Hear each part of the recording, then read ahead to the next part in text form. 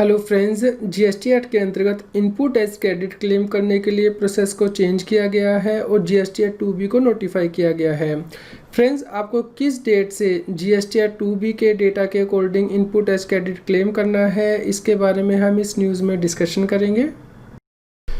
Friends, अब जब आप जीएसटी पोर्टल पर लॉगिन करते हैं और जीएसटी 3B को फाइल करते हैं तो सबसे नीचे एक बटन उपलब्ध करा दिया गया है सिस्टम जनरेटेड जीएसटी 3B, यानी कि फ्रेंड्स जीएसटी 1 और जीएसटी 2B से डेटा ऑटोमेटिकली जीएसटी 3B में अब आ रहा है। आप इसे डाउनलोड कर सकते हैं पीडीएफ फॉर्मेट में।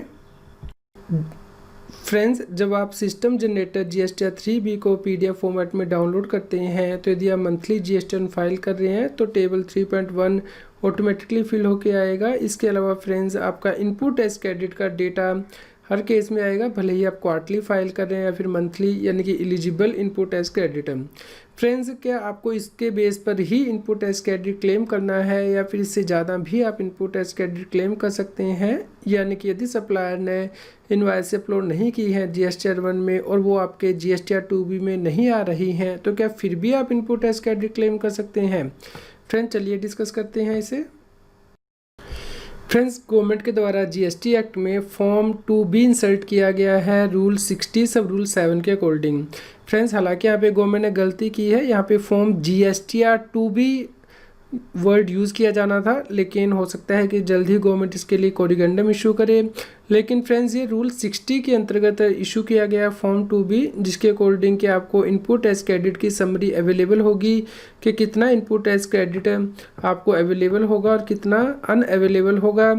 फ्रेंड्स, ये इस बेस पे डिटरमिन किया जाएगा कि क्या आपके सप्लायर ने इनवॉइस अपलोड कर दी हैं और क्या उन इनवॉइस में कोई ऐसा भी इनपुट टैक्स क्रेडिट है जो कि आपको नहीं मिलेगा। तो अकॉर्डिंगली यहाँ पे टेबल जो फिल होके आ जाएंगे आपके जीएसटी पोर्टल पर।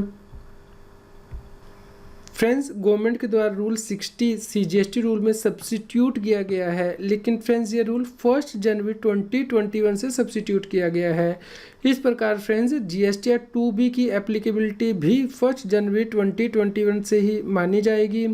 फ्रेंड्स, इस रूल के द्वारा, यानी कि रूल 60 जो नया सब्सिट्यूट किया गया है 1 जनवरी 2021 से, उसके द्वारा बताया गया है कि सप्लायर जीएसटी 1 फाइल कर सकते हैं और यदि क्वार्टरली फाइल कर रहा है सप्लायर आउटवर्ड सप्लाई की डिटेल, तो उस केस में वो इनवॉइस फर्निशिंग फैसिलिटी के द्वारा इनवॉइसेस की डिटेल अपलोड कर सकता है जीएसटी पोर्टल पर।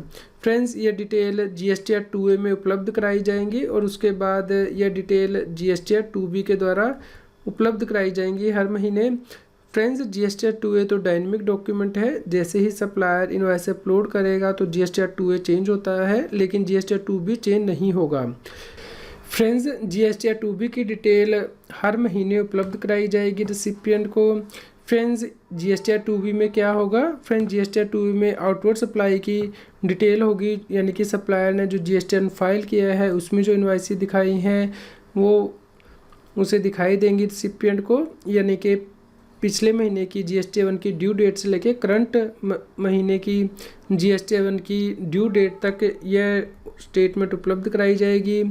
फ्रेंड्स, यदि व्यक्ति क्वार्टरली जीएसटी 1 फाइल करता है या फिर इनपुट सर्विस डिस्ट्रीब्यूटर है या नॉन रेजिडेंट टैक्सेबल पर्सन है, तो उस केस में किस डेट तक ये डिटेल उपलब्ध कराई जाएगी, यानी कि क्वार्टर के पहले महीने के लिए तो पिछले क्वार्टर की जीएसटी 1 की ड्यू डेट से लेके फ्रेंड्स करंट क्वार्टर के फर्स्ट मंथ की इनवॉइस फर्निशिंग फैसिलिटी की ड्यू डेट तक की डिटेल उपलब्ध कराई जाएगी और क्वार्टर के सेकेंड मंथ्स के लिए फर्स्ट मंथ की इनवॉइस फर्निशिंग फैसिलिटी की ड्यू डेट से लेके सेकेंड मंथ की इनवॉइस फर्निशिंग फैसिलिटी तक की ड्यू डेट तक की डिटेल उपलब्ध कराई जाएगी और क्वार्टर के थर्ड मंथ के लिए सेकेंड मंथ के इनवॉइस फर्निशिंग फैसिलिटी से लेके जीएसटी 1 की जो ड्यू डेट है उस क्वार्टर को फाइल करने के लिए उस डेट तक की डिटेल उपलब्ध कराई जाएगी। इसके अलावा इंपोर्ट ऑफ गुड्स के ऊपर जो आईजीएसटी पे किया गया है उसकी डिटेल भी उपलब्ध कराई जाएगी।